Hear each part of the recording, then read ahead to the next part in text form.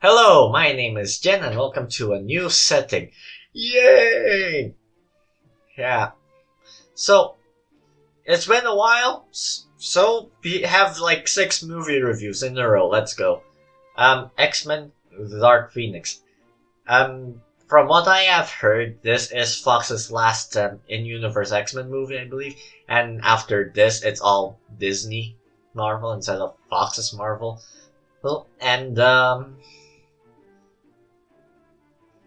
I'm going to be honest with you. I was disappointed with this. So this movie is basically about there's one member of the X-Men, Jean Grey, who was overpowered, but then suddenly got too overpowered that she loses control, and so the X-Men has to do something to make her control herself. Now I do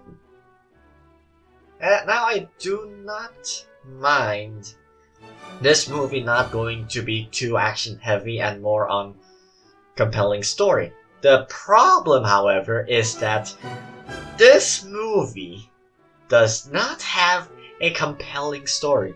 So Dark Phoenix is very forgettable, and so based on what they could tell you, the script was too generic. Like, so generic that I swear I even knew what the next line was in the middle of the movie. And I don't know how, okay? It's just too predictable in some cases, and there's this, how do I say this? There's this other person in this movie who wants to use Jean Grey's power for their own needs, and actually that's actually pretty good, but what I was disappointed by was the generic script, and it didn't seem to, it didn't seem to have a nice flow.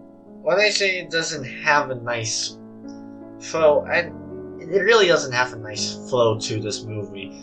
There's nothing in this movie that makes me hyped for, there's nothing to cling on in this movie for me anyways. But what I was excited in this movie was for, at first I was excited for the whole movie, and then suddenly I was only excited for the beginning of each new scene. I think the best part of the movie were likely to be the setups and also the acting. The acting is surprisingly well. You have talent, and you wasted it. I really can't get over that.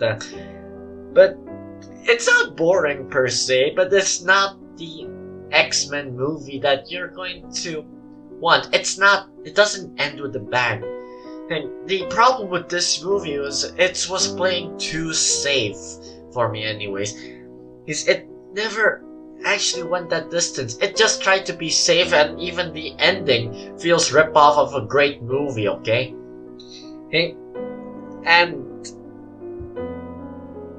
yeah, it's just like that. There's nothing new in this movie. There's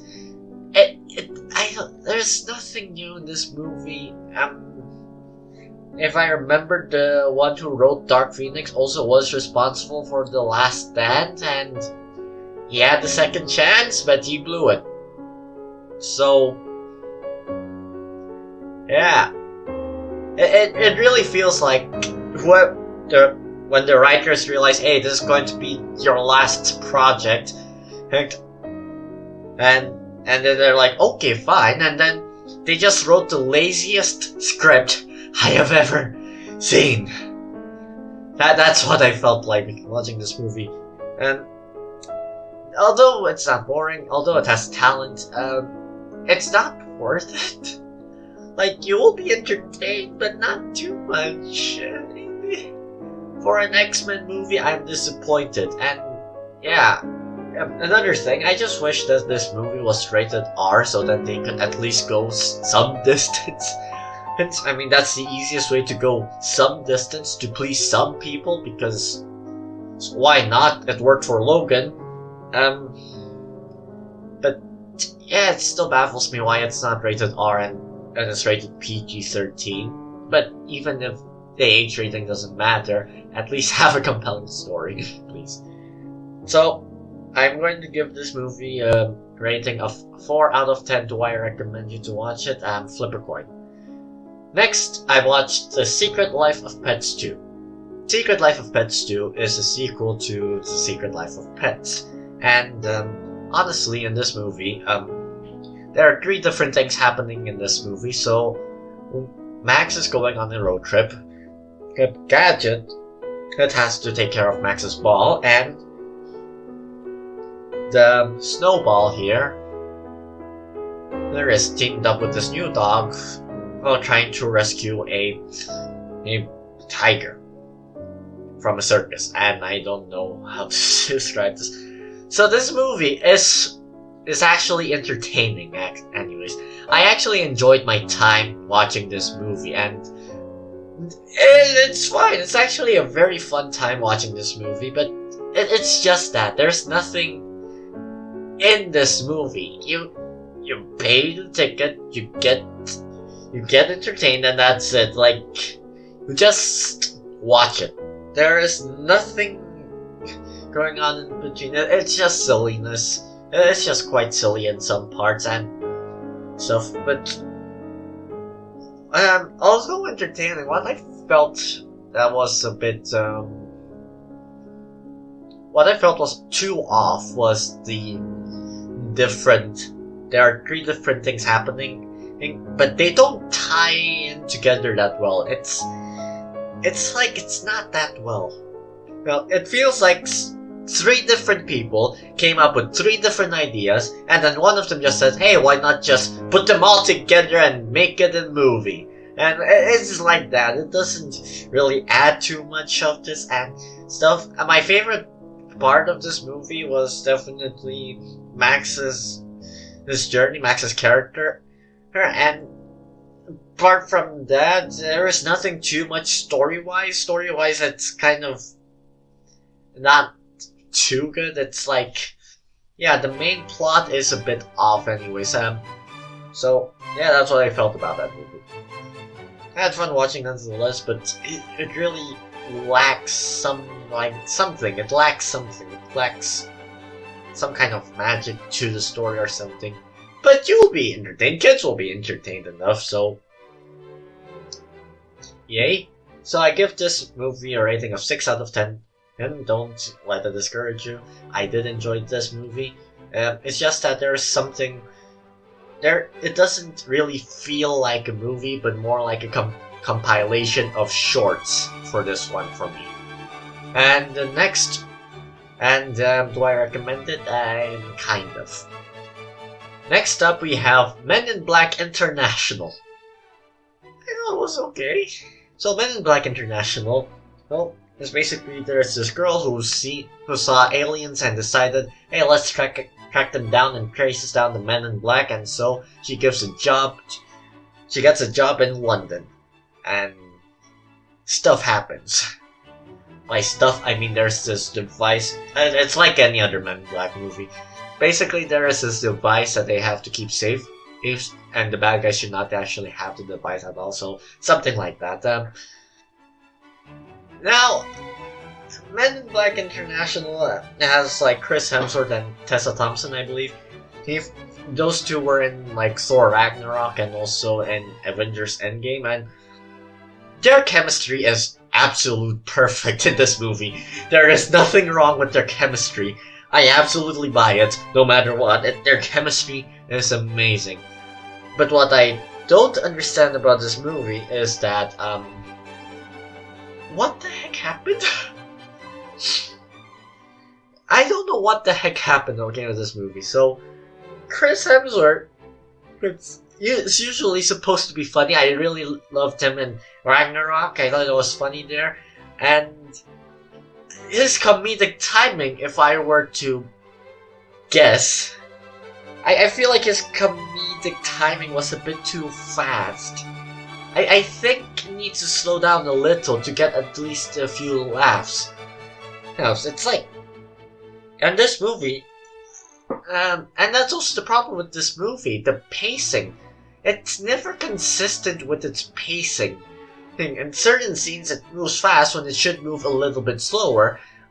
But I don't know. It's like in the middle of it, sometimes the pacing just doesn't feel right.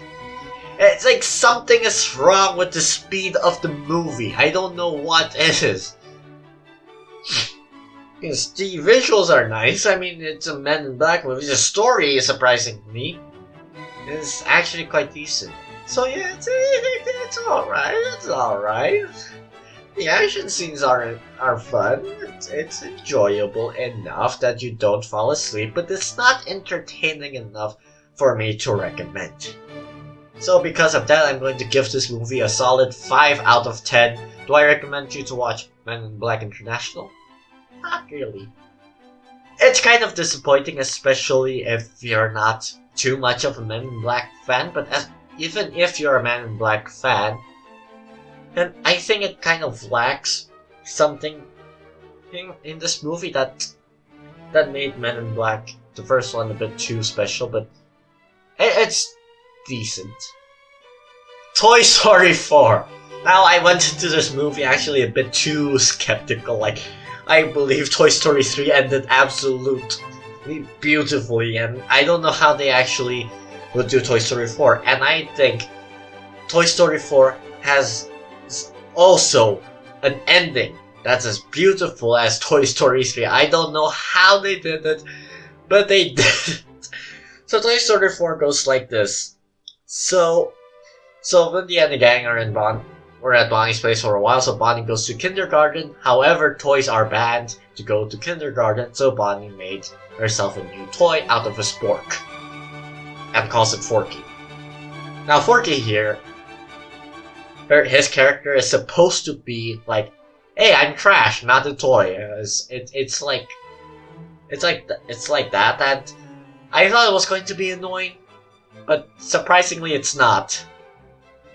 Surprisingly, I like Forky, so eventually they go to a carnival, and Woody has to get. They go to a carnival, and Forky and Woody is lost in the carnival, and Woody sees Bo Peep, and that's how they get more lost. Yeah. So I had fun watching Toy Story 4, and the good thing about this movie is that you never know what the heck is going to happen next in this movie. So one moment you're here, and then the next moment you're there, and you don't have any idea how you got there, but it makes sense that you're there. Does that make sense?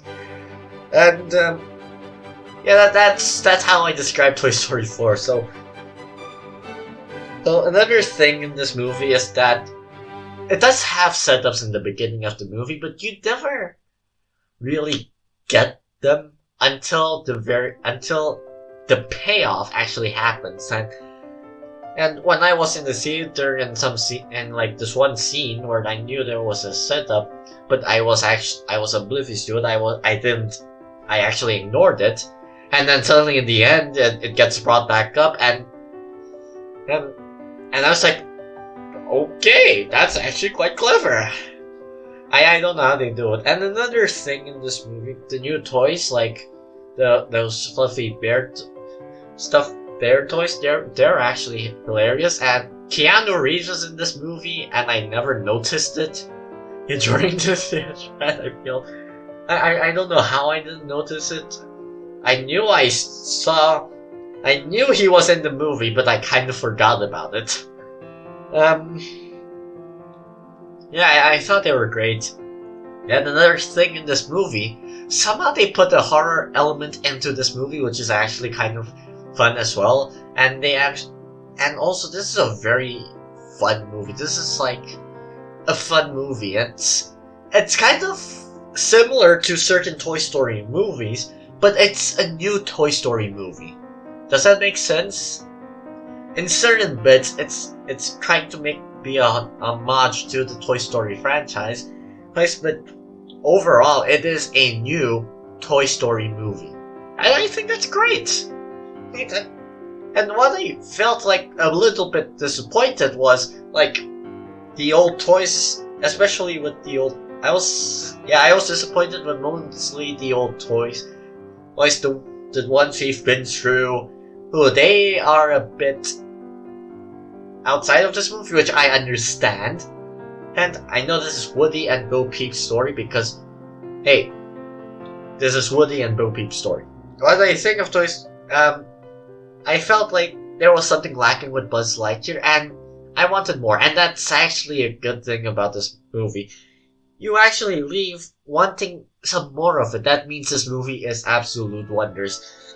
Anyways, I'm going to give this movie a 9 out of 10. Do I recommend you to watch Toy Story 4? Yes, go ahead, watch it. Next one is Yesterday. Oh, it seems that all my troubles seem so far away, but now it looks as though they're here to stay. Oh wait, no, I'm not doing that joke.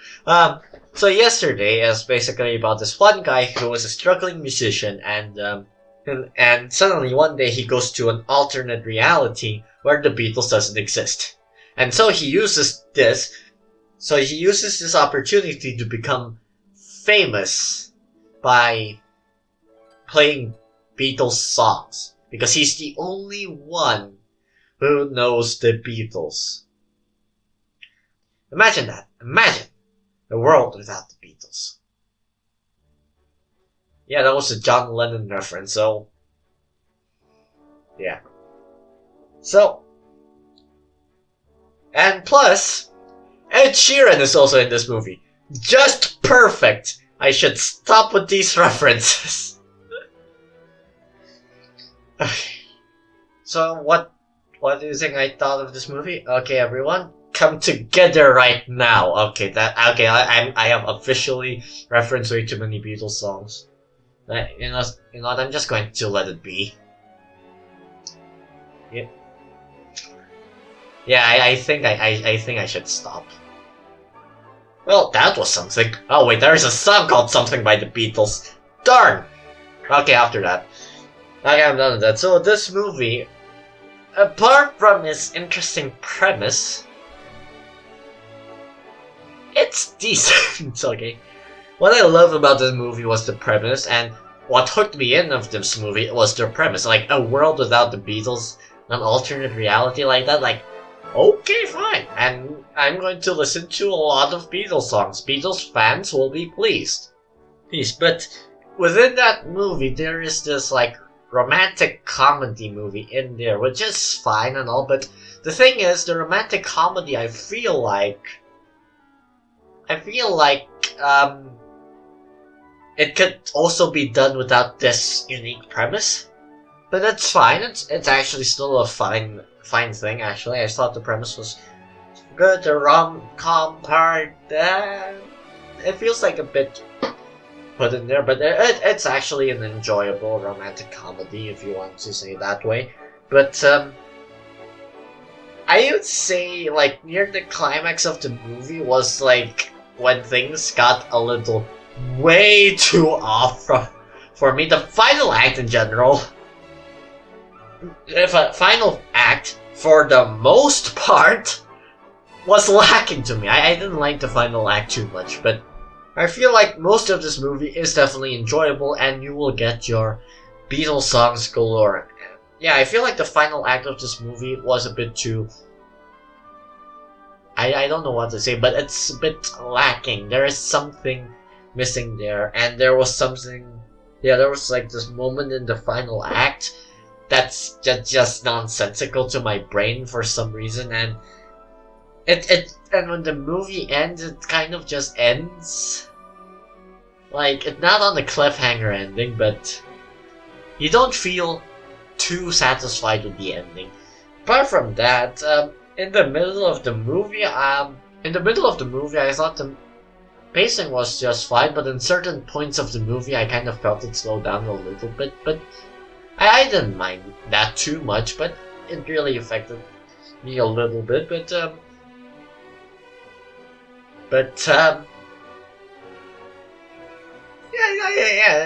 I had a fun time, but I didn't think this is the best movie I've had, but this is pretty good for a movie, so if you expect something great out of this movie, then don't. This movie is just a good movie. There's nothing too terrible about this. there's nothing too there's nothing too terrible in this. You'll get your money's worth. It's good. It's just good. Because of that, I'm going to give this a 6.2 out of 10. Why 6.2? Because I don't feel mean to give it a 6, and I don't feel too generous to give it a 6.5, so 6.2 out of 10. Do I recommend you to watch yesterday? Yeah, flip a coin. I did enjoy yesterday, but honestly, if you're a Beatles fan, you'll be enjoyed. But whether you watch it or not, it's fine, but it doesn't bring anything new to the table. Next! Spider-Man Far From Home. This is the final one. Okay. Spider-Man Far From Home. Okay. Released after Avengers Endgame, and it's like your chill. It's like your very chill movie. It's very chill, especially after Avengers Endgame, where everything is so hyped up and stuff like that.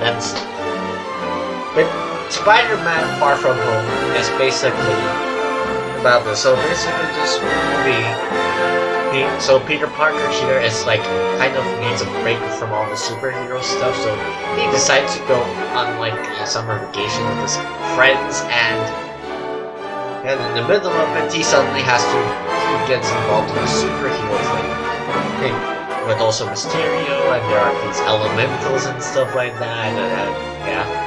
What I felt about this movie, I really like Mysterio's character in this movie. And comic book fans may know about Mysterio, so yeah, but non-comic book fans or those who didn't Google will definitely not know who Mysterio is. But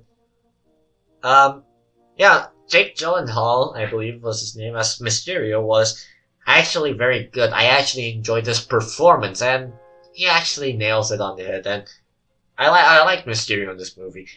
The thing about this movie I'm having trouble with is that I enjoyed it, but there are some things that I really didn't enjoy. Far From Home is not a perfect film, actually. This movie is basically like a high school comedy drama, but I don't know if any of you laughed at the jokes, but for me, I thought the jokes were lacking, actually. Like, most of the jokes in this movie really didn't land to me.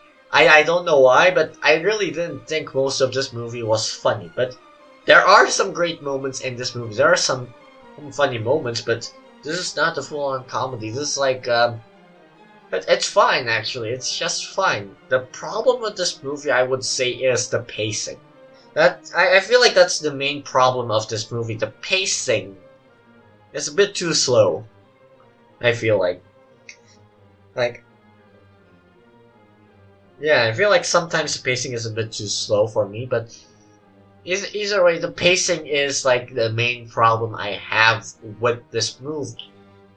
Yeah, but for the most part, I thought the movie was great. It challenges Spider-Man, but the problem I would say with this movie is I think I wanted more Peter Parker, more developed Peter Parker in this movie. Yeah, because Spider-Man is definitely the superhero form of it, but Spider-Man 2, it is like Spider-Man 2, like Peter Parker wants to live his life, but because of the stress of being a superhero, it's kind of hard to find that balance. It's kind of like that, but I feel like the Spider-Man 2 did Peter Parker better than Far From Home's version of Peter Parker. Far From Home's version of Spider-Man was great, but I feel like Peter Parker needed some more development, if you know what I mean. But I will praise this about this movie. This movie is a high school drama type. There are certain scenes that are meant to be awkward, and they have to pull it off without being too awkward. And I feel like they kind of pulled it off pretty well in this movie. And I will say that's actually pretty cool. I really liked how they pulled off the awkwardness in this movie. It's not awkward to us, but we know that these characters are acting awkward, and I don't know how I didn't cringe at it too much, but I guess yeah, that's how I felt about that movie. So Far From Home, I'm going to give it a drumroll 7 out of 10. Yeah, it's a good movie. It's especially for a break, I think, for a breaker after the end game. And Far From Home it's a great movie, but definitely not perfect. And yeah, I don't know why, but I just couldn't give it anything higher than a 7. Do I recommend you watch it? Yeah, go ahead watch it. So I guess that's it. Did you enjoy this video? If you did, please leave a like, and if you want more movie reviews, you can hit subscribe and comment down below what you thought of these 6 movies. And yeah, I guess that would be it. So have fun, everyone. Goodbye.